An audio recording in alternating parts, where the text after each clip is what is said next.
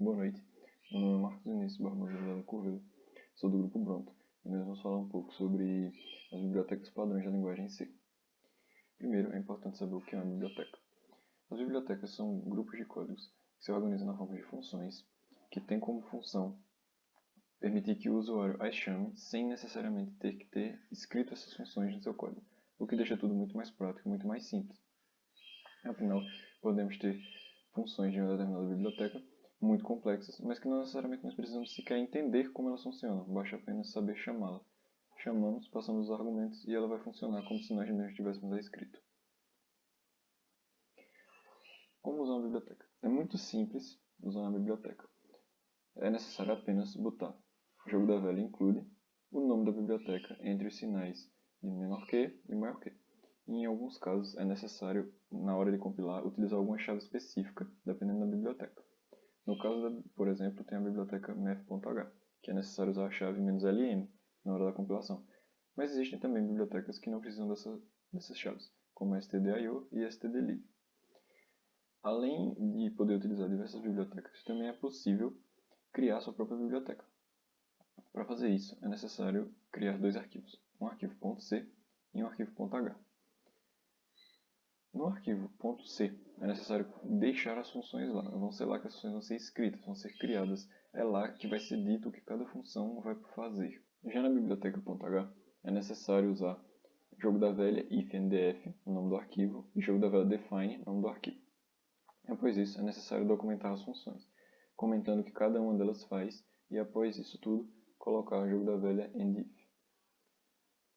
Esse é um exemplo de um arquivo .h de uma biblioteca. É possível ver que cada função está comentada, explicando o que ela faz, e termina com endif e inicia com ifndf.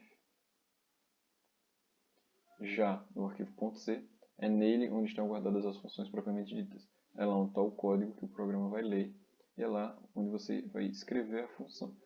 É importante salientar que uma vez que a função esteja escrita aqui, ela não precisa voltar a ser escrita no seu programa, e essa é a maior utilidade da biblioteca.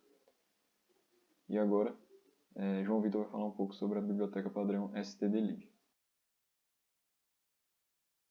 Olá, meu nome é João Vitor Clemente e eu vou explicar um pouco sobre a biblioteca stdlib. Bom, a biblioteca stdlib é um tipo de biblioteca padrão da linguagem C, né? E ela possui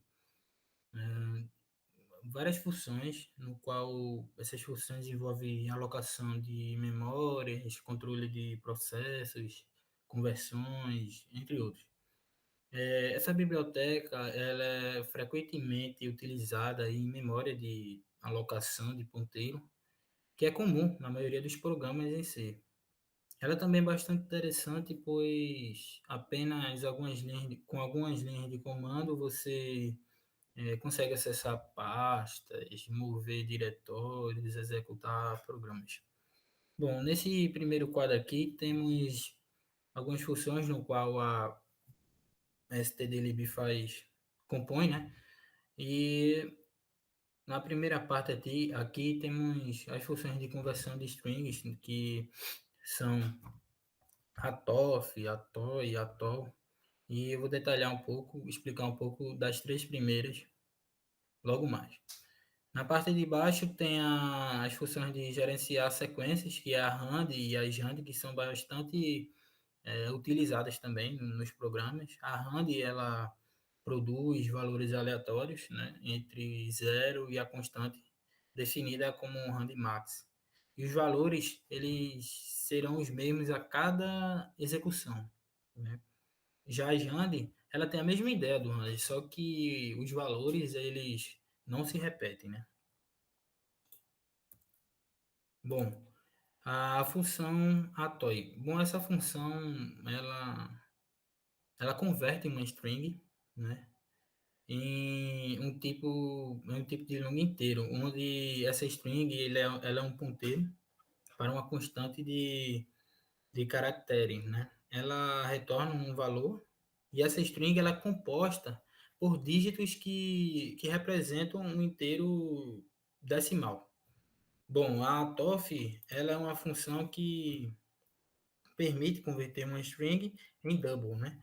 Onde a A string ela é um ponteiro também para uma constante, só que essa função ela retorna o valor W e caso o valor ele o valor convertido não puder ser representado, o comportamento dessa função será indefinido, né? E essa string ela representa um número de ponto flutuante. Bom, a ATOL também, a ATOL ela tem a mesma ideia, né, da ATOI, só que ela retorna um valor e a string composta por dígitos que representam um número inteiro longo. Bom, alocação e liberação de memórias. Dentre essas aqui, eu coloquei três, né? É bastante comum colocar nos programas e tal. A função malloc, ela aloca blocos de memória de bytes consecutivos, né? E esses, esses blocos de memória são na memória do computador. E eles devolvem o endereço de bloco, ou seja, essa função ela retorna um ponteiro contendo o endereço do bloco alocado. E como essa função ela serve para declarar qualquer tipo de dado, seja int, seja float, seja double e tal, a, a sintaxe dela mostra como um void. Porém, essa função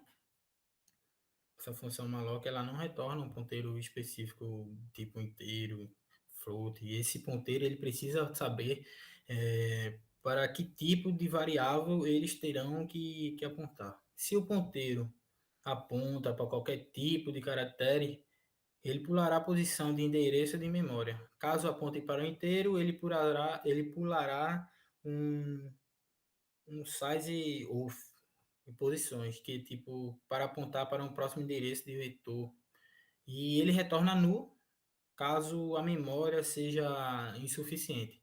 Esse size of ele não é uma função, ele é um tipo de um operador que permite saber o número de bytes que está ocupado por um determinado tipo de variável. A reloc, ela altera o tamanho da memória que foi alocado através do malloc. Bom, essa função ela modifica o tamanho da memória, né, alocada, apontada por um tipo de ponteiro, para aquele especificado por size. Aqui eu coloquei um protótipo, né? E suponhamos que um ponteiro PTR, como um exemplo aqui que eu coloquei, e que está apontado em um espaço na memória, definido por uma malloc, por uma função que aloca um bloco de memória. E você quer aumentar um tamanho do espaço de memória, por exemplo, de 5 para 10, sem perder os dados, nós utilizamos esse tipo de função, a realloc. Onde, por exemplo, o ponteiro é alocado por um bloco e o size ele é um novo tamanho de bytes. No caso, se você quiser alterar o número de bytes e tal, você altera no size. O size ele vai ser um novo número de bytes. Nesse caso, se eu alocar de 5 para 10, o espaço de 10, que é o que eu quero, em outro lugar e copiar o conteúdo pelo bloco, ele vai para contido pelo bloco 5. E como posso dizer, e assim o valor do ponteiro ele vai mudar. Caso o valor desse ponteiro for nulo, ele aloca o size bytes, o size que eu especifiquei aqui, né? E ele devolve um ponteiro. Se esse size for zero, a memória apontada pelo ponteiro é liberada.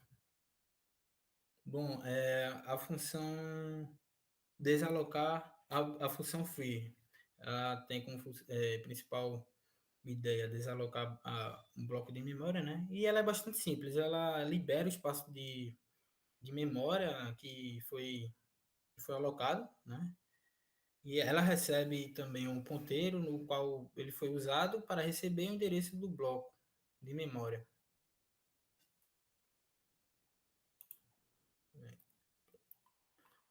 Controle de processos. Bom, é, essa função este. Bom, essa função também é uma função, geralmente encontramos nos programas em si, né? E ela bloqueia, né, a execução do programa e fecha todos os arquivos em aberto, né? Caso o argumento dessa função seja zero, o sistema termina com sucesso, né? Caso seja o contrário, caso ele não termine com zero, o programa termina de maneira incomum.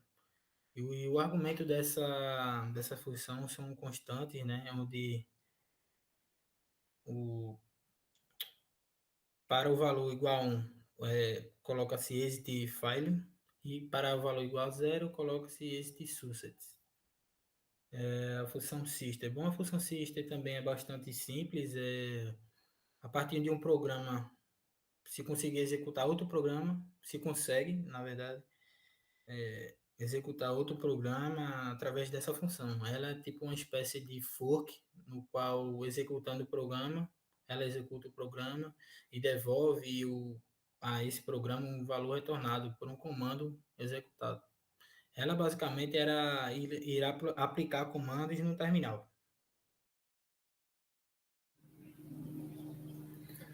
Bom dia, meu nome é Silas Natanael e eu vou falar um pouquinho sobre a biblioteca string.h.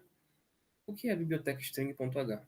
É uma biblioteca padrão da linguagem C que possui uma série de funções que são muito úteis para manipular strings. Elas ajudam na manipulação de strings. E o que são strings? Um string é uma sequência especial de caracteres ou um vetor de caracteres. Aqui eu coloquei um exemplo, um vetor do tipo char com o nome str. Entre os colchetes tem o número 6. Significa que esse vetor possui 6 posições. E dentro desse vetor está a palavra hello. Essa palavra hello, cada letra dessa palavra, ela vai ocupar uma posição desse vetor. E ao final desse vetor, vai existir um caractere nulo chamado /0, ou chamado também caractere de fim de string, que ele delimita o final da string. Cada posição também desse vetor vai contar com o endereço de memória, que nessa figura está representado pelo número 1000, 1001, 1002 e os outros. A manipulação de strings. A manipulação de strings na linguagem C é diferente de outras linguagens, porque não é possível comparar diretamente uma string com a outra, como é no caso do Python ou do JavaScript, que você consegue comparar, colocar string 1 igual string 2, e consegue comparar diretamente uma string com a outra. Em C, esse tipo de comparação, esse tipo de manipulação não é possível. Porque não é possível comparar todas as posições de um vetor com todas as posições de outro. E pensando nesse tipo de dificuldade, a biblioteca string.h foi criada. Coloquei aqui algumas funções da biblioteca string.h. Existem várias, eu não vou falar sobre todas, vou falar só sobre as principais, mas elas estão subdivididas em cópia, concatenação, comparação, busca e outras. Cópia é strcopy, que serve para copiar o conteúdo de um string dentro de outro string. Concatenação tem strcat, que junta dois strings, concatena duas strings. Comparação tem strcmp ou strcomp, que verifica a igualdade entre duas strings. E entre as outras tem a strlen, que retorna um número inteiro com o tamanho da string. Essa função strlen ela busca pelo caractere nulo, que é o /0, e retorna um inteiro com a última posição do vetor, e desse jeito ela acha o tamanho do vetor. Aqui eu coloquei o exemplo de um código de como seria a cópia de um string em outro string sem usar a biblioteca string.h. Aqui a inclusão da biblioteca stdio.h, a função principal, main, declarei uma variável do tipo inteiro e mais dois vetores, dois strings, com o primeiro vetor com conteúdo oi dentro dele, e o segundo vetor, que vai ser o que vai receber a cópia do primeiro vetor. Para copiar essas duas strings, para copiar um string na outra, eu preciso usar uma estrutura de repetição, tipo for, para percorrer posição por posição de cada vetor e assim copiar o conteúdo de cada posição dentro de outra posição. Aqui nessa estrutura, dentro da estrutura desse laço for, eu precisei comparar string igual palavra. Nessa comparação, é válido falar que não está sendo comparado as strings em si, mas sim as posições das strings.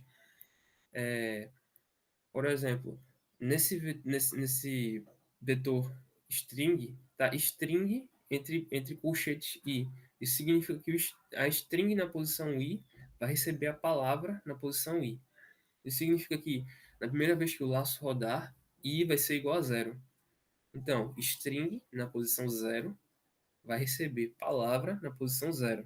Na segunda vez, o i vai ser igual a 1. Então, string na posição 1 vai receber palavra na posição 1. Desse jeito, o conteúdo de palavra vai ser copiado dentro do conteúdo, dentro da variável string. Esse é um exemplo de cópia de strings sem o uso da biblioteca string.h. Agora, vou colocar um exemplo utilizando a biblioteca string.h, usando a função de cópia dessa biblioteca. Até aqui inclui a biblioteca string.h, a função principal main, declarei mais dois vetores do tipo char, com um dos vetores com conteúdo chamado com conteúdo fulano dentro dele. E chamei a função strcpy, que é a função de cópia, que copia dos strings, com o argumento da função nome e nome1. A primeira função vai ser a primeira função não. A primeira string vai ser a string de destino e a segunda a de origem. A função strcopy vai copiar a string de origem na string de destino. Dá para perceber que, utilizando essa função, existe uma economia de linhas no código. Então, com esse objetivo que essa biblioteca foi criada, de facilitar as operações, as manipulações entre as strings.